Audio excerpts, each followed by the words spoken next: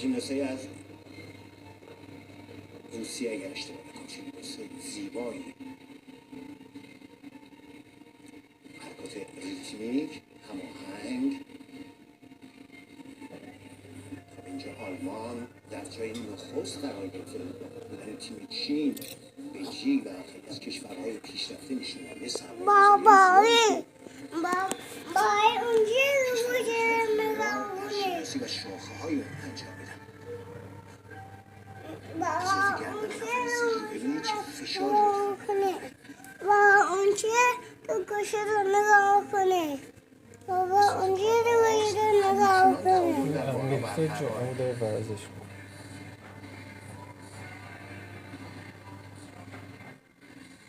اجرای که زاویه پاباز روی یک دست روی سر،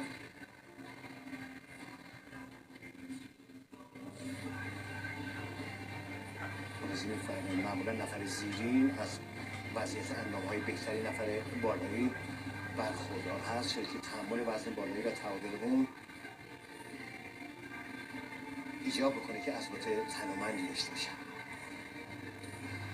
ببینیم این ژیمناست روسی چیکار کنه. قربت دو چرخش قرار گرفتن روی شونه های نفر زیری با یک پشتک به پایین میاد.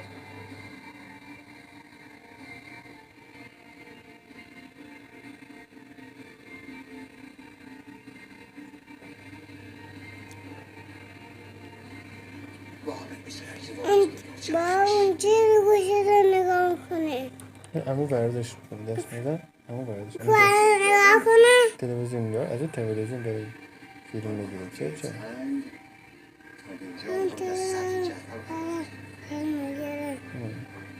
علی نگاه کنه. علی دست نزن علی نگاه کنه. داریم فیلم میگیریم دست نزن دست نزن داریم فیلم میگیریم دست نزن دست نزن نگاه کنه.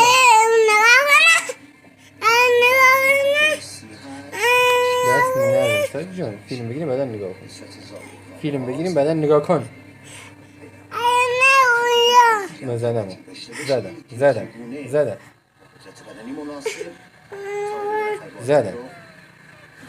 زدم زدم زدم